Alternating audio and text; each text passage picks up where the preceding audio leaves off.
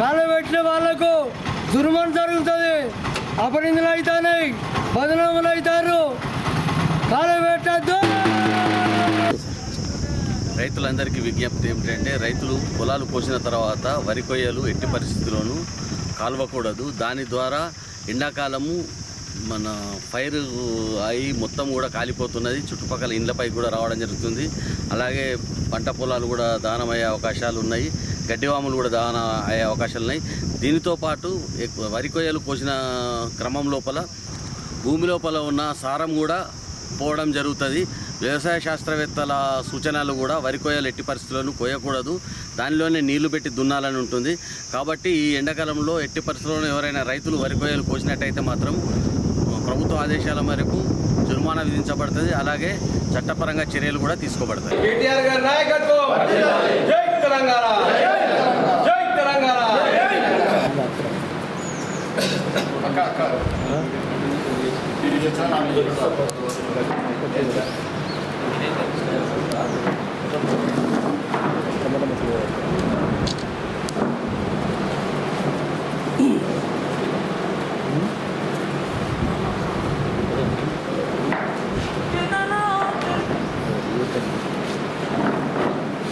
మాజీ ఎమ్మెల్యే గారు ఏం మాట్లాడిండు?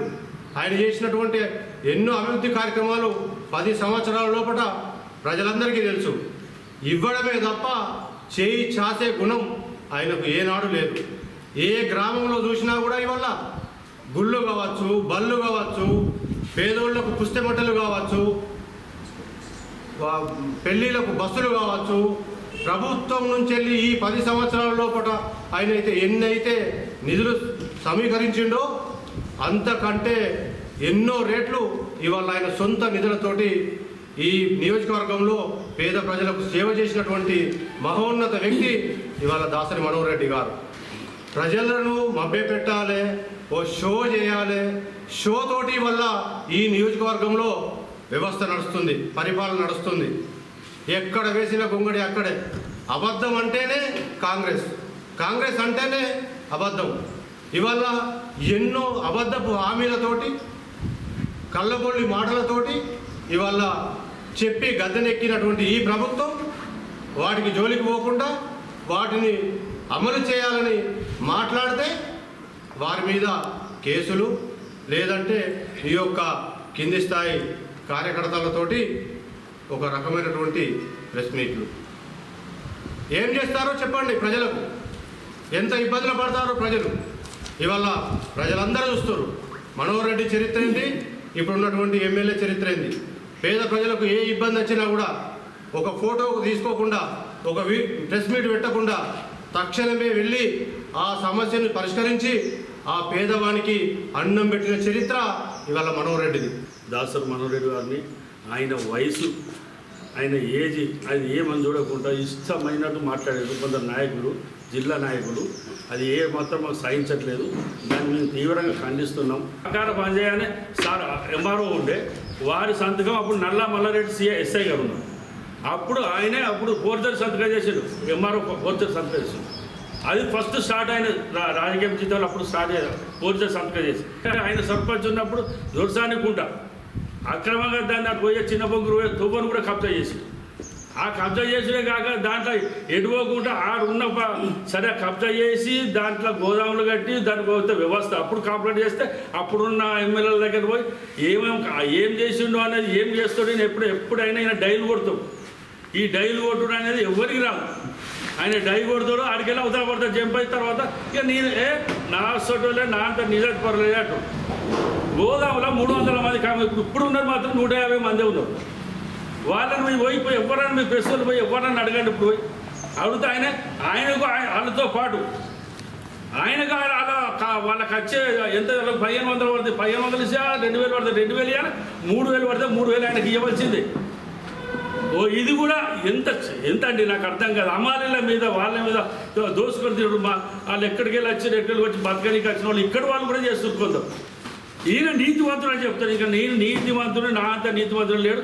మళ్ళీ మనోహర్ సార్ ఒకసారి అయితే ఆయన సర్పంచ్ ఉన్నప్పుడు అయితే ఇక్కడ సెంటర్ లైటింగ్ పెడితే పోలీస్ స్టేషన్ కాడ సారు దేవుడు, యూరుడు, శూరుడు అని వచ్చిన పత్రిక దొరకలే నాకు. అది తీసుకొద్దాం అనుకున్నాను. అంటే ఏ అవసరానికి ఆ గొడుగు పట్టుట్లో ఆయన మించిన వ్యక్తిగా లేడు సుల్తాన్ బాద్. 70 మంది దగ్గర మనిషికి 9 లక్షల రూపాయలు తీసుకున్నాడు. ఈయన మనిషికి 9 లక్షలు తీసుకొని బ్రాండ్ షాపులని ఒకటి పెట్టుకున్నాడు, ఒకటి వేసాం. ఆ బ్రాండ్ షాపులలో వేసాంలో ఎన్ని ఇచ్చినాయంటే వాళ్ళందరికీ 6, ఒకరికి 7 అది కట్టిన. మిగతా ఏవే డబ్బులు అంటే అవి మొత్తం ముందుగానే వెళ్ళిపోయినాయి. అవి వాడకంలో ఖర్చులకు దానికి దీనికి కానీ ఒక్కొక్కరికి చాలా మందికి 70 మందికి ఇవ్వాలి. ఈ 2 లక్షలు, 2,50,000, 3 లక్షలు లెక్క పెట్టుకోండి. అవన్నీ 1,50,00,000 వరకు అయింది. ఈయన ఎక్కడ అయినా ఏం చేసినా ఆయన స్వలాభం కోసానికి నలుగురు జమ చేసుకొని ఆయన సంపాదించుకున్న వృత్తి. సర్పంచ్ ఉన్నప్పుడు 26 లక్షల స్కామ్ జరిగింది గ్రామ పంచాయతీ. స్కామ్ జరిగితే ఏం చేసిన అబ్బాయి, స్కామ్ జరిగినట్టే కలెక్టర్ కంప్లైంట్ చేస్తే, కలెక్టర్ కంప్లైంట్ చేసిన తర్వాత ఉన్న కౌన్సిల్ అప్పుడు ఉన్న వార్డు మెంబర్లు ఒక 10 మంది ఒకటే తిరిగితే ఈయన పోయి మనోహర్ రెడ్డి సార్ ఇంట్లో ఆ రూమ్లో ఏం చేసిండో, ఏం మొక్కిండో, ఏం చేసిండో అన్నది మన అందరికీ తెలుసు. అదే కాక ఉద్యమ నాయకుడు తమ్ముడు ఉంటాడు, ఇక్కడ ఒక తమ్ముడు, ఆయన దగ్గర పోయి బాల్కా సుమన్ దగ్గర పోయి కేటీఆర్ సార్ దగ్గర పోయి నేను పార్టీలో చేరుతా సార్ అని చెప్పి అప్పటి మనం ఆ ఏజం వేసి దాంట్లోకి తప్పించుకుని బయట వాళ్ళు.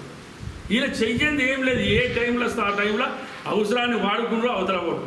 ఇప్పుడేమో ఈయన పదవి పోతుందని మళ్ళీ దగ్గరికి వచ్చింది. ఈ పదవి కూడా 2 సంవత్సరాల దగ్గరికి వస్తుంది.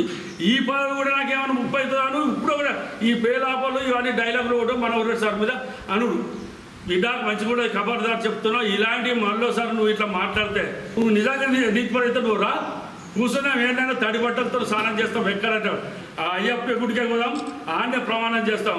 ఆ ప్రమాణం చేసి అక్కడ తడి బట్టలతో ప్రమాణం చేస్తాం. ఎవరైనా మంచి రావద్దు. ఇది ప్రమాణం. దీని మీద స్టాండ్ అవుతాం.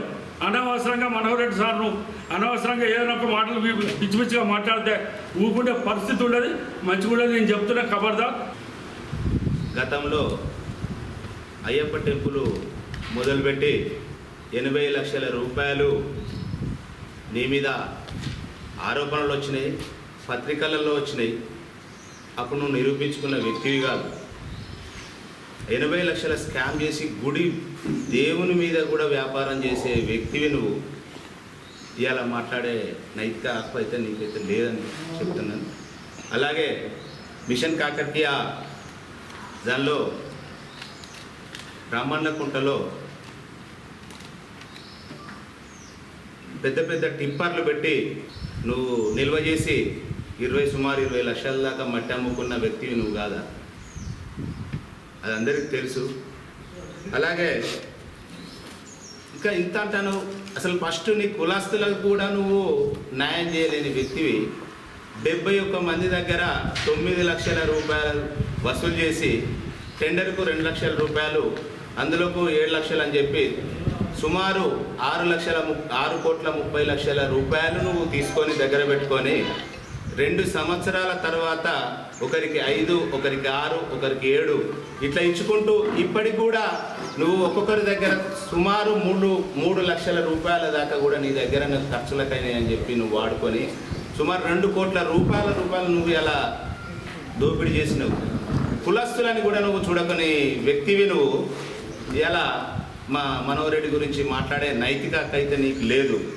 అలాగే గ్రామ పంచాయతీలో 30 మందిని సర్పంచ్గా ఉన్నప్పుడు 30 మందిని 50,000 రూపాయలు చొప్పున ఒక్కొక్క వ్యక్తిని ఎక్కించి అప్పుడు అటు ఎంఆర్ఓ రజిత గారు స్పెషల్ ఆఫీసర్గా ఉన్నప్పుడు వచ్చి ఎంక్వైరీ చేస్తే వీళ్ళందరికీ వీటి మీద కేసు అవుతుంది అంటే దండం పెట్టి సార్ దగ్గరికి పోయి కాలు మొక్కిన సంగతి మర్చిపోయినావు.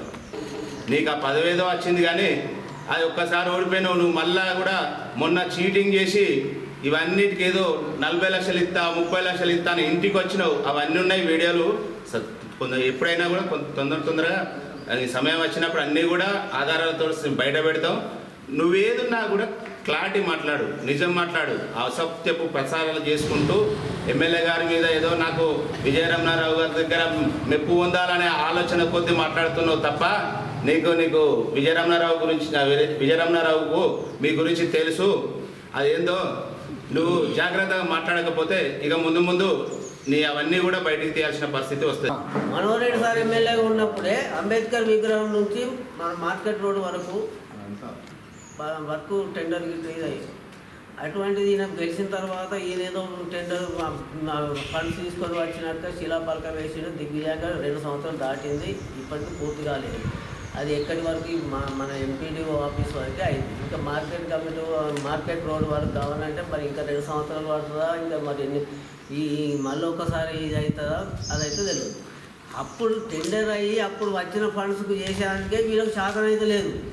వీళ్ళేదో కొత్తగా మేము సుల్తానాబాద్కి ఈ ఫండ్స్ తెచ్చినాం, ఆ ఫండ్స్ తెచ్చినాం, అవి డెవలప్ చేసినాం, ఈ డెవలప్ చేసినాం అని చెప్పుకొని శిలాపలకాలు వేసే వరకే తప్పించి, కానీ వీళ్ళు ఇప్పటి వరకు రూపాయి తెచ్చింది లేదు. వీళ్ళు వేసిన శిలాపలకాలతోటి సుల్తానాబాద్ లోపల మ్యాక్సిమం ఒక ఏరియా అనేది ఎంత డెవలప్ అని అంత డెవలప్. ఎందుకంటే సంధికి శిలాపలకే పెట్టి దయచేసి మీరు ఇప్పటికి కూడా సరే అయిపోయి మొత్తం టోటల్ అయిపోయినాయి. ఉన్నదానికి కూడా ఆ ఉన్న ఏదైతే 40 కిలోలు 600 పెట్టాలి, 42, 41.5 పెడుతున్నారు. అది రైస్ మిల్లర్లు వాళ్ళు ఏం మాట్లాడిరా ఏం చేసినారో దాని మీద లోతుగా పోతే వెళ్తుంది. మేము ప్రజలకు న్యాయం చేయాలి, రైతులకు న్యాయం చేయమని కోరుతున్నాం అంతే. దానికి మేమేదో మిమ్మల్ని ఇట్లా చేస్తారు అట్లా చేస్తారని చెప్పాను, వేరే అయితే మాట్లాడలేదు మా ఎమ్మెల్యే గారు. దాన్ని దృష్టిలో పెట్టుకొని ఇప్పటికైనా కూడా రైతులకు సంబంధించిన ఇప్పుడు ఇంకొకటి రైతు అన్నటోడు ఇప్పుడు వేసంగి వర్షాకాలం కూడా కాదు, మ్యాచర్ కంపల్సరీ మ్యాచర్ అయితేనే అలా కోసుకుంటారు. అప్పుడు అసలు మిషన్లు రాగానే వాళ్ళు టోటల్ రైతు 11%, 11% ఉండాలి.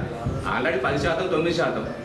ఆ ఉన్నదానికి భారతం లేదు. అసలు మక్కలు అయితే మొత్తం ఏదో కొనడం లేదు. ఇక్కడ ఉందా మక్కల మీద మార్చిపోయారు, పెద్ద పెళ్ళి పోమంటారు. ఏడపాడని దాని మీద దృష్టి పెట్టుర్రు ఈ నాయకులు. దాని మీద నాయకులకు గవర్నమెంట్కు సూచనలు ఇవ్వరు. మనం ఇరుకున పడద్దు, రేపు అకాల వర్షం వస్తే రైతులు మొత్తం రోడ్డు మీద పడతారు.